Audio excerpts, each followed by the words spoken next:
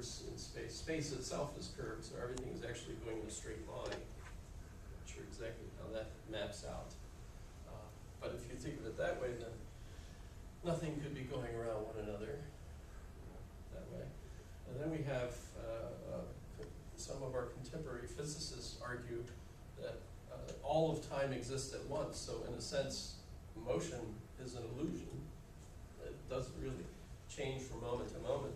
Our consciousness is moving from one moment to another, so we have the appearance that things are changing when actually everything that was in a particular situation yesterday is all still there yesterday. So it's an illusion of consciousness that change takes place. And that seems to be true too. So what we end up with is 10 or 20, we actually have an infinite set of different models, all of which are true. When you step out of the one and you say, wait a minute, the Earth is the center of the universe. Okay, that's true, just look, right? You have to fix the epicycle thing, the Ptolemaic system, was screwed up, right? Galileo's proof showed that the other planets go around the sun, not around the Earth. That was the main Venus, right? But at the same time, that doesn't mean that the sun isn't going around the Earth. So that's not actually proof that everything goes around the sun. Right? We're looking at models. And so each model, in a sense, is a useful tool that enables us to achieve certain things. But the only mistake we really make, although we can have mistaken models, the models are screwed up, but the real mistake for us is thinking that a conceptual model is the reality, and that the other models are false. That's where we make a mistake.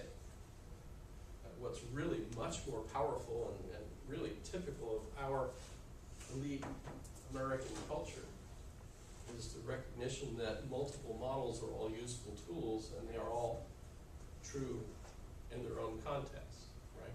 That's why we talk about multiculturalism, the strength of multiculturalism. We value each culture because they each have a different perspective, and each of those perspectives is a different tool that's useful in a particular context. We don't want to lose the powerfulness of each of those different cultural tools, their languages and things. Right? Museums are one of the most sacred things in our culture. They're almost like the new church, so to speak, because we go there to respect all the different cultural models.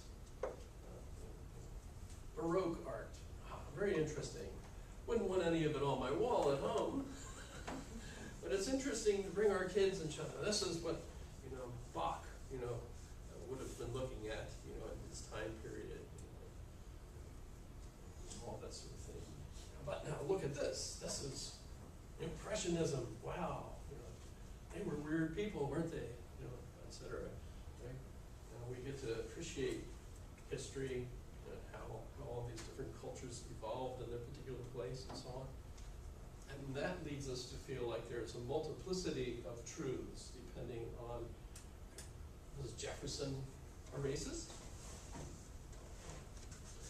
Or an honorable man that was doing his best for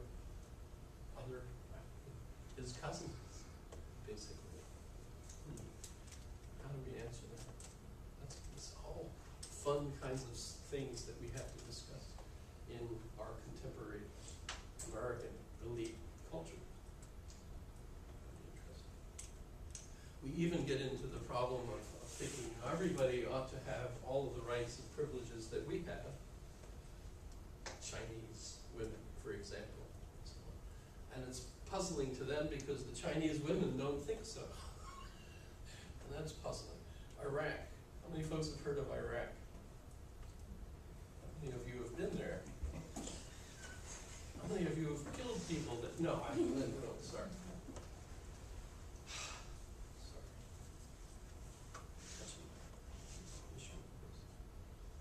Different models give us different insights into what that all of the goals of the Iraq War was to transform their society into a quasi-American-like democracy, right? Why? Because we're, of course, the best. We want them to be part of the best. Boy, that's a real difficulty for us, because on the one hand it means destroying an ancient civilization, living in a particularly cultural, functional way. By our measures, we were horrible. And we still have lots of societies out there. Well, if we think of ourselves as the best, we have lots of societies out there that don't measure up. Philadelphia, for example. I'm originally from Philly, so I can say I can still speak Philly. Pardon? Parking wars. I don't watch TV, actually. Roger, right? I've been there. I grew up there. Actually, the last time I was in Philadelphia, no one spoke that way. So it's just Rocky Balboa that speaks. But is it right for us to think of ourselves as the cultural elite and we want everyone else to live this way? That turns out to be a very prejudiced, absolutely ethnocentric, and yet at the same time, ethnocentrism is an invention of that culture. We wouldn't be worried about ethnocentrism being a problem had we not decided that we were the best. So you end up with these kinds of conflicts because we have these different models. You say, well, this model is the best for this